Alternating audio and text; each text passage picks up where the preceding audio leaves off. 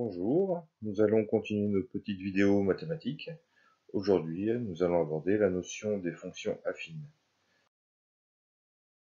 Les fonctions affines, c'est une notion qui ressemble beaucoup à ce que nous avons vu la semaine dernière, c'est-à-dire des fonctions linéaires.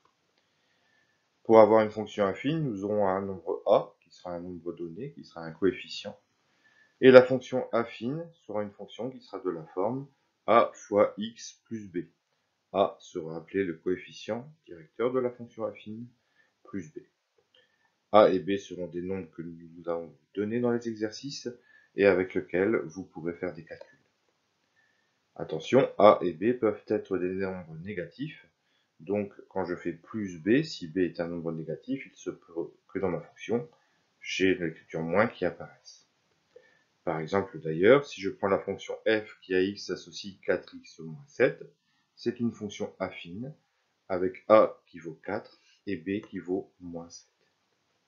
Un autre exemple, la fonction g qui à x associe moins 3 demi de x plus 11, c'est également une fonction affine, a étant égal à moins 3 demi et b étant égal à 11.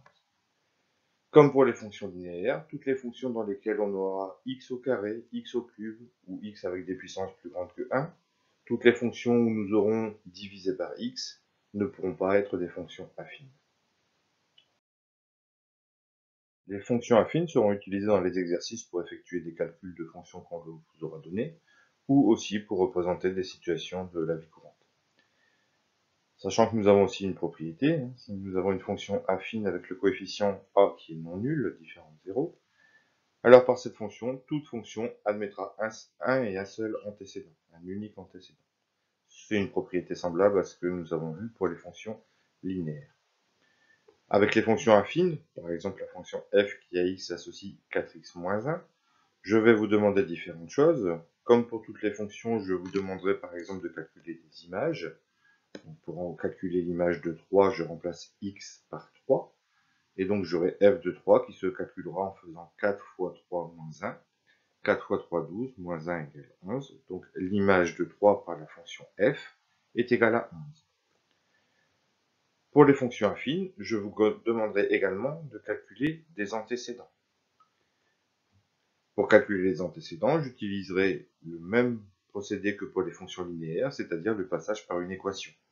Je prends l'expression de la fonction affine, 4x moins 1, égale 3, puisque je cherche l'antécédent de 3. Je résous l'équation, 4x moins 1 égale 3, faisons une résolution d'équation telle que vous savez faire, on trouve x égale 1. Et donc, 1 est l'unique antécédent de 3 par la fonction f. Il n'y a qu'un seul antécédent pour 3, et c'est l'antécédent x égale 1. Je répète, vous passez par une équation pour trouver l'antécédent.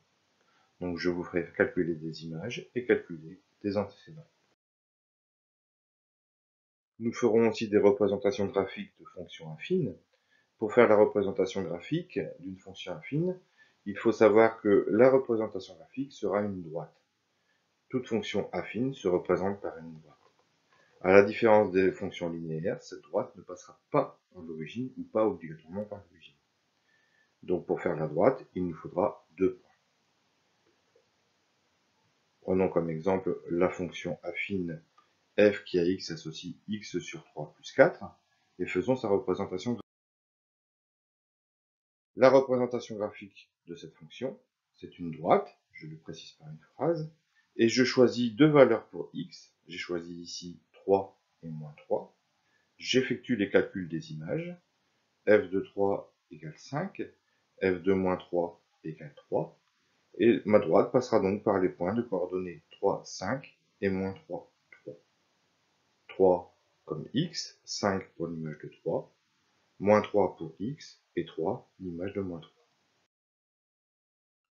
Dans mon repère, il me reste à placer mes deux points, le point A de coordonnées 3, 5, le point B de coordonnées moins 3, 3, et à l'aide de la règle, je tracerai la droite qui passe par les points A et B pour obtenir la représentation graphique de ma fonction affine. Comme vous pouvez le remarquer sur ce graphique, la droite ne passe pas par l'origine. Quand la droite passe par l'origine, la fonction est une fonction linéaire. Quand la droite ne passe pas par l'origine, c'est une fonction affine. Petite remarque, toutes les fonctions linéaires sont des fonctions affines, avec b qui est égal à 0. C'est pour cela que nous avons des procédés qui sont semblables, à la différence près qu'il y a un nombre en plus qui est le petit b pour la fonction affine. Donc, toutes les fonctions linéaires sont des fonctions affines.